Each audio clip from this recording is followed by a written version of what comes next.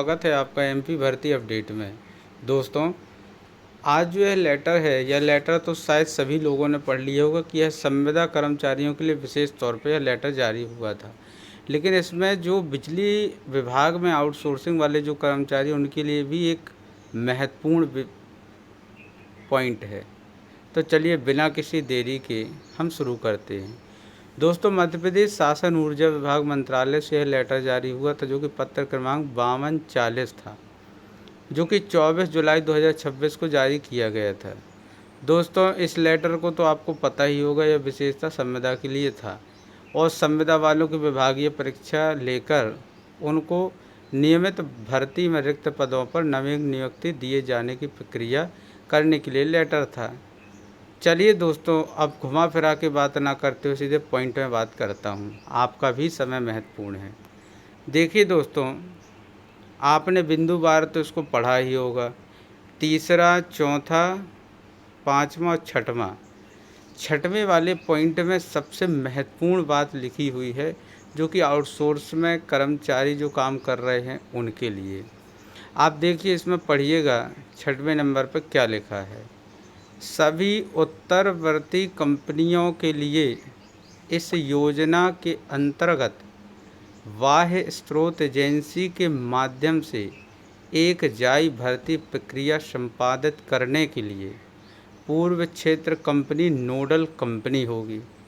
यानी इसकी सीधी जानकारी अगर मैं आपको दूं, तो आने वाले समय पे इस लेटर में जो लिखा है, आने वाले समय में बाह्य स्रोत यानी आउटसोर्सिंग कर्मचारियों की बड़ी भर्ती कंपनियों द्वारा पूर्व क्षेत्र कंपनी नोडल कंपनी होगी। यानी 5 जो कंपनियां हैं, उन कंपनी की नोडल कंपनी पूर्व क्षेत्र होगी और पूर्व क्षेत्र के माध्यम से ही आने वाले समय में आउटसोर्सिंग कर्मचारियों की भर्ती की जाएगी।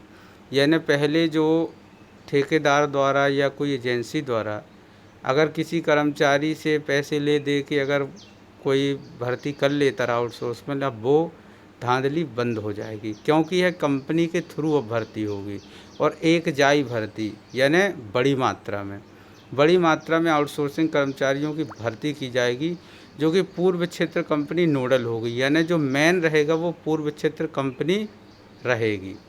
अब देखिए इसमें आगे क्या लिखा है।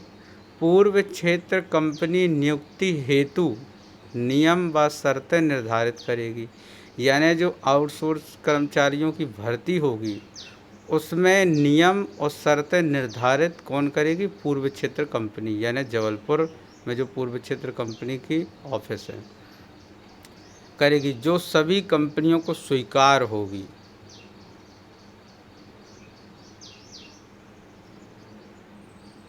एमपी पावर मैनेजमेंट कंपनी द्वारा प्रक्रिया का समन्वय किया जाएगा।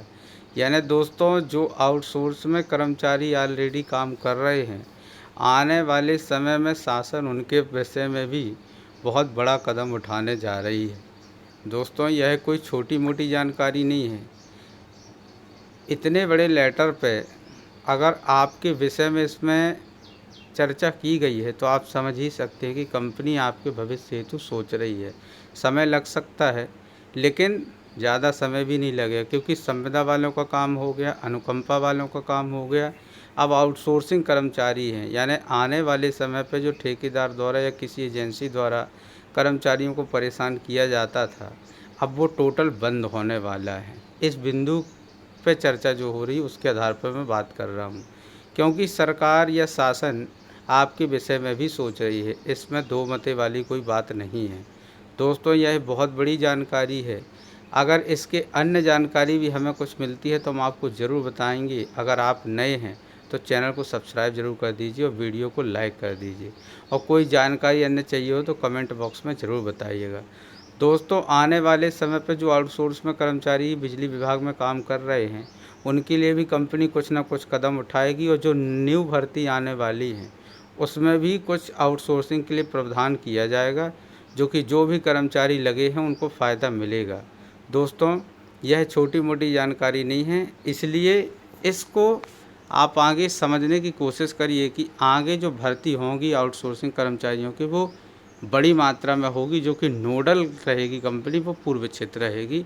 और एमपी पावर मैनेजमेंट कंपनी के द्वारा प्रक्रिया का समन्वय किया जाएगा। यानी एमपी पावर मैनेजमेंट जो कंपनी है वो पूरी भर्ती का ब्यौरा जानकारी सब देगी, और नियमावली जो जारी करेगी वो पूर्व क्षेत्र कंपनी जारी करेगी। तो चलिए दोस्तों, इसी महत्वपूर्ण जानकारी के साथ अब वीडियो को समाप्त करते हैं। आगे जो भी हमें लेटर मिलेगा तो आपकी जानकारी ज़रूर दी जाएगी। थैंक यू, धन्यवाद, जय हिंद, जय भारत।